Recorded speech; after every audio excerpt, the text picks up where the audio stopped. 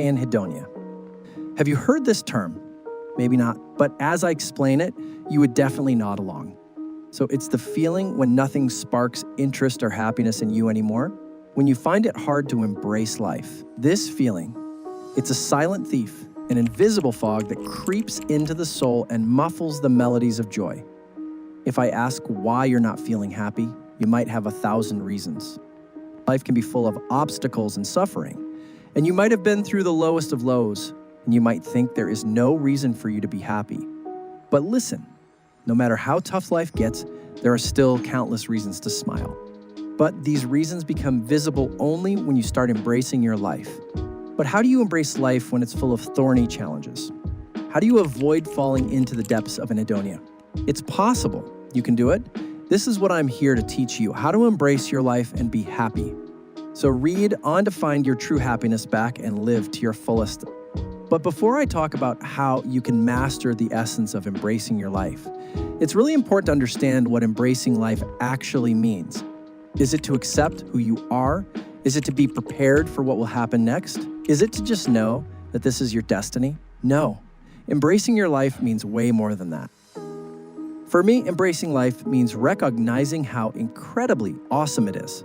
To truly do that, you need to understand what life is really about. The truth of life is magnificent, and we're here for mind-blowing reasons. But it's not what we typically hear about in church or school, which is why society often feels so off balance. Embracing life means accepting it for what it is and moving forward.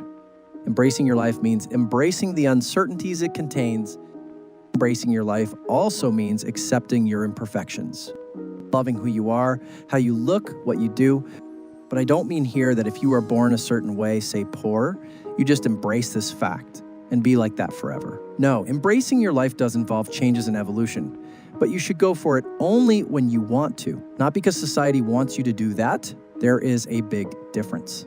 So this is embracing your life. Now, let's talk about how to embrace your life and start living with a big smile on your face. No, I am not going to discuss some flashy tricks or techniques that may seem powerful. But once you apply them, they just don't make sense. Embracing your life should come from inside of you. Your mindset needs to be changed. When you come across sorrows and challenges, what do? You cry, you blame others, you scream, why me? It's because you assume life to be a bed of roses. You think that continuous enjoyment comes only from continuous happiness. That's not true. Just like you get bored eating only sweet dishes at every meal, too much of one thing can become dull.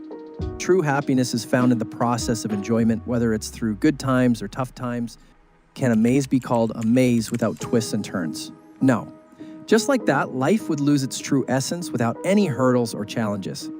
Happiness does not come from eating a sweet dish or hot dish. It comes from the process of eating a dish, which can be hot or sweet. So love the process and enjoy the journey all along. Imagine this world as a complex maze. There will be twists and turns, but to emerge victorious, you must fight your inner demons. Just like you love the destination, love the process of getting there and recognize the absence to appreciate the presence. I lived in a small one-room apartment for almost 4 years. For the first 2 years, it felt too cramped and I couldn't afford a bigger place because of limited finances. I always complained about it to my friends and colleagues. But one day, I saw a young man sleeping on the side of the road. That was a wake-up call. Here I was, complaining when I still had a roof over my head. The thought of losing my place and ending up like that guy gave me goosebumps. After that small house became heaven for me. I started loving it with all its flaws. Then I wondered, why can't we apply this to other things in our life? We often don't realize their value until they're gone. So why not start imagining their absence to truly understand their worth? Take your family, for example. Imagine what life would be like if they suddenly weren't there. Or think about your daily jog. What if one day, due to health issues or age, you couldn't do it anymore? When would I do without this car, watch, phone, or anything else you have right now? You start missing the sunset on a cloudy day. You start appreciating the home meal when you are away. So what does this mean? This means imagining the absence of ordinary things can help you see how precious they really are. It's easy to take things for granted when we think they'll always be there. We often don't realize their true value until they're gone.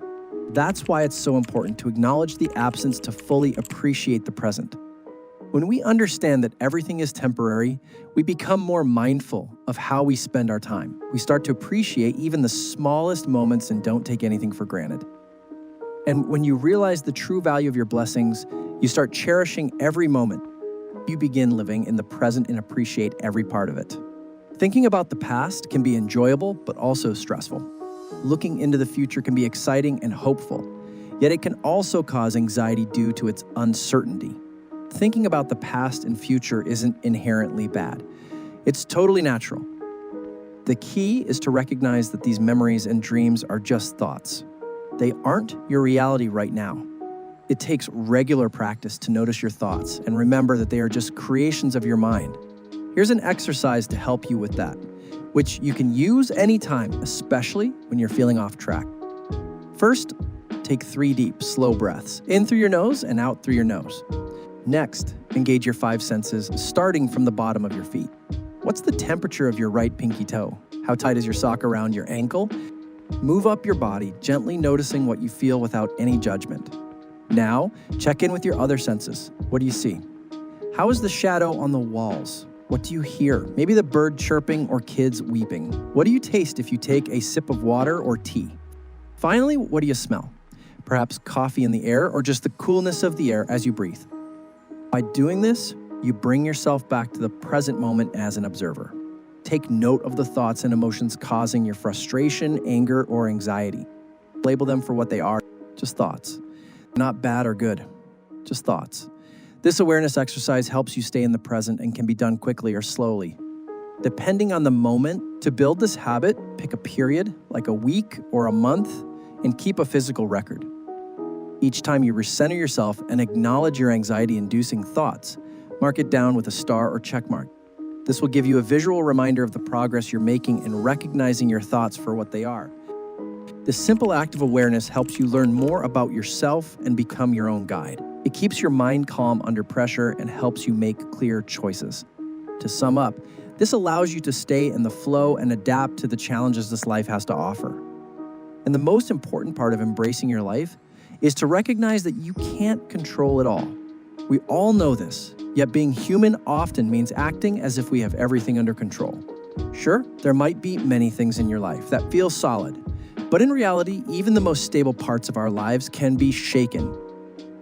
Accidents happen, weather changes, diseases occur, and animals make noise in the middle of the night. Simply put, whether we like it or not, unexpected things can affect every aspect of our lives. The best way to handle this is through acceptance. If you've been practicing your present moment awareness, which I discussed earlier, you're already ahead of the game. As an observer of your thoughts, you'll start to notice when you resist, deny, feel anger or anxiety about something out of your control. Once you recognize these situations, you can gently guide yourself toward accepting reality. Remind yourself that whatever is troubling you is out of your control, but by acceptance, I don't mean you should give up or be happy about the situation. I just want you to stop being emotionally attached to these uncertain issues. If it's something you can't control, then why spend your valuable days and months feeling bad about it?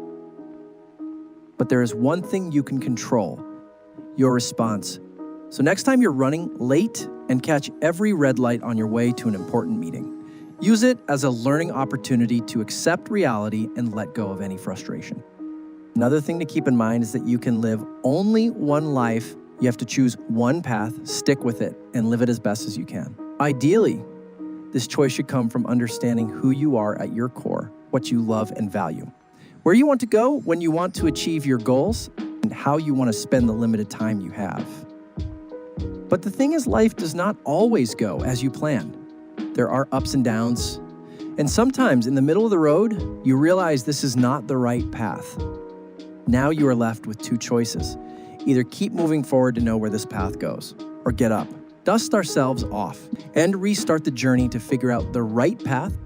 So no matter how you end up, the choice is yours. This life is yours. You can only live once. So learn to appreciate this life. Don't spend the rest of your life thinking about the sorrows and setbacks that let you down. Embrace life with all it has to offer, both good and bad. Thank those who have wronged you. Don't hate them. Hate is like a fire that burns inside you. It will consume you. My advice is to forgive but never forget. Learn from life. The sun rises every morning, no matter how dark your emotions are. Take that light and let it guide you into a new day with the chance to change and use yesterday's lessons. Life will suck sometimes. You will feel pain, sadness, and sorrow. I'd be lying if I said otherwise. But trust me, pain is temporary and the lessons you learn from it last a lifetime. And please don't want for anyone else to become your shiny armor and fix everything for you.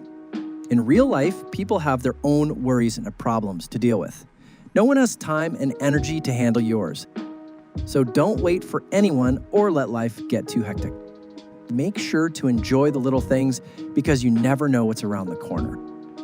How do you enjoy the small moments in your life? Share your thoughts with me in the comments. I'd love to hear them. Until next time, take care and keep smiling. I'll be back with more wisdom soon.